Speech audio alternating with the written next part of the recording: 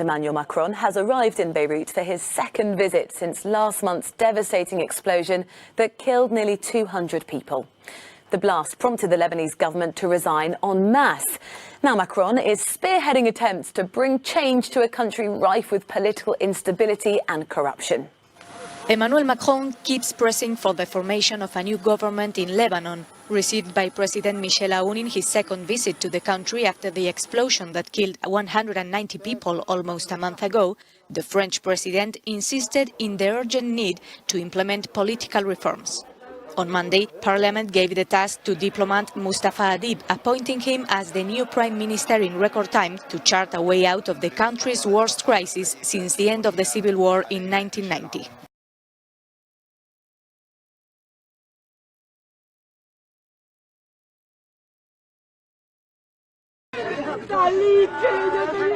After months and in many cases years of imprisonment, opponents of President Nicolás Maduro were reunited with loved ones after receiving an unexpected pardon. Pardons before elections aren't new, but the magnitude of these were.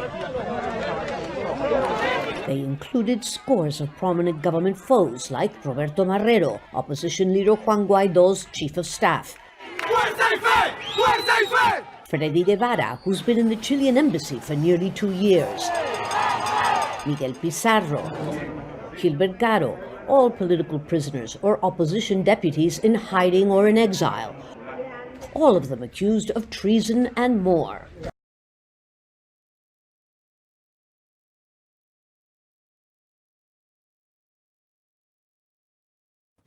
These prisoners have been confined to their cells for days on end. Around them, the aftermath of a riot born of frustration. A reasonably small amount of prisoners are involved in this sort of riotous behaviour. Over 2 days, a dozen inmates at Arthur Gorrie smashed windows, threw rubbish, flooded their cells with water and lit fires. There was 2 prison inmates that were overcome by smoke inhalation. It was an apparent protest at the deteriorating conditions in an overcrowded prison with staff shortages. I think at the heart of this is the fact that people feel very, very disaffected at the fact they've been locked away for significant periods of time. The prisons had to fill the void of more than 400 staff who were stood down last week for coronavirus testing after 2 officers were linked to a COVID-19 cluster. Prison sources told the ABC of problems delivering essential services, including meals, medication, and removing rubbish from cells.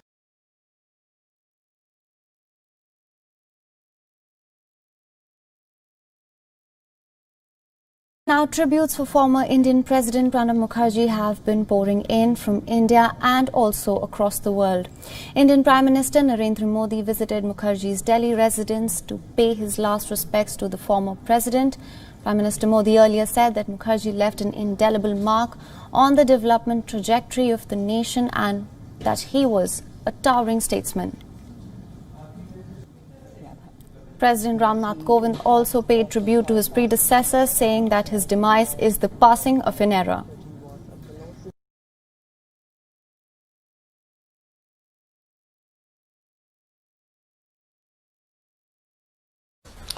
Now, Greece is toughening its policy towards illegal migrants trying to enter the country. In 2015, close to 900,000 arrived, and many Greeks were sympathetic. But feelings have changed, and the government is determined to stop the country being a gateway for migrants trying to reach northern Europe.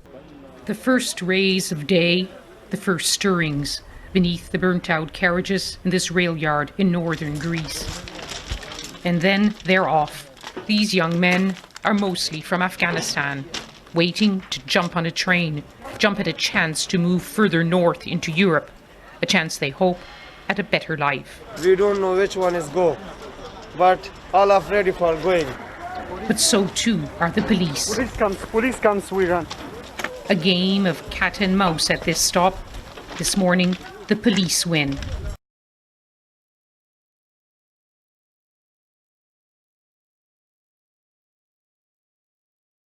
Islamabad High Court has ordered former Pakistani Prime Minister Nawaz Sharif to surrender before the court. Sharif, in a petition filed before the court, slammed the Imran Khan government for quote-unquote politicizing his health issue. Meanwhile, the ex-Prime Minister's daughter, Maryam Nawaz, accused Imran Khan of political vendetta. She questioned Imran Khan's silence on corruption allegations against Asim Bajwa. Sharif is currently undergoing medical treatment in London. The Pakistani government has been trying to bring him back from the UK.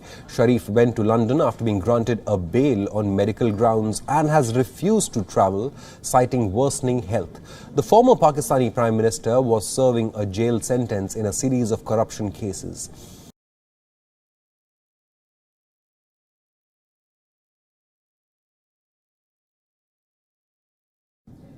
After weeks of cross-border bombings, Hamas and Gaza have finally called it a truce. Gaza's Islamist rulers, Hamas, have announced that they have reached an agreement with Israel to end more than 3 weeks of violence. The deal has been mediated by Qatar, as the announcement comes amid a flurry of diplomatic activity from Qatar.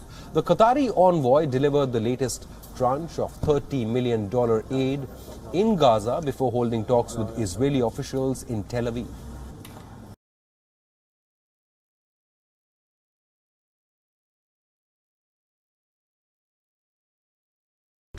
The largest TV news network in the Philippines has had to lay off hundreds of workers and massively curtail news operations after lawmakers voted to reject its license renewal. ABS-CBN has shuttered 53 of its regional television and radio stations, leaving only its cable operations in the capital, Manila, untouched. The network had in the past been highly critical of President Rodrigo Duterte and his so-called war on drugs. The curtailment of its operations has been described as a black day for independent media in the country.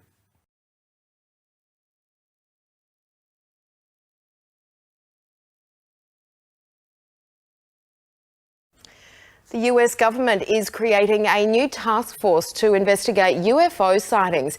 It comes just months after the Pentagon declassified 3 videos captured by Navy pilots showing unidentified flying objects. It's exciting news for Ryan Sprague, who has spent years interviewing people who've had encounters with UFOs. We live in a world now where the US government and hopefully other governments are looking at this topic seriously, and investigating it in an official capacity is more than we could ever ask for. So I do believe there are some things that will remain classified, but I think the public is going to be led on to a lot more in the coming months.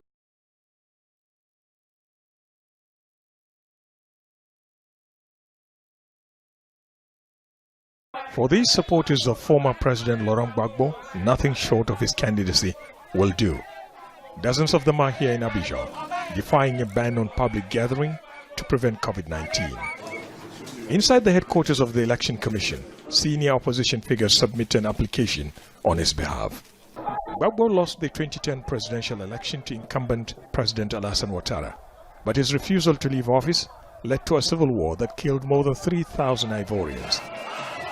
Without a valid passport to return home, he is still stuck in Belgium after he was acquitted of war crimes by the International Criminal Court. The other candidate is Guillaume Soro, a former rebel leader and parliament speaker who was a close ally and coalition partner of President Ouattara, until the two fell apart over succession plans.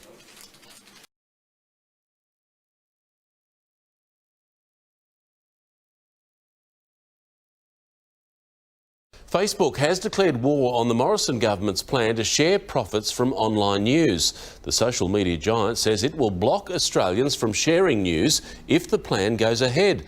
The move widely condemned, with the Federal Treasurer calling it a heavy-handed threat. Blocking the news. Facebook muscles up to Australia's consumer watchdog over a proposed law to make digital giants pay for Australian news content. When journalists produce original content, they should be paid for it. Facebook says if the ACCC's draft code becomes law, we will reluctantly stop Australians sharing news on Facebook and Instagram. I think it's heavy-handed, I think it's unnecessary, and we won't be responding to coercion of that kind.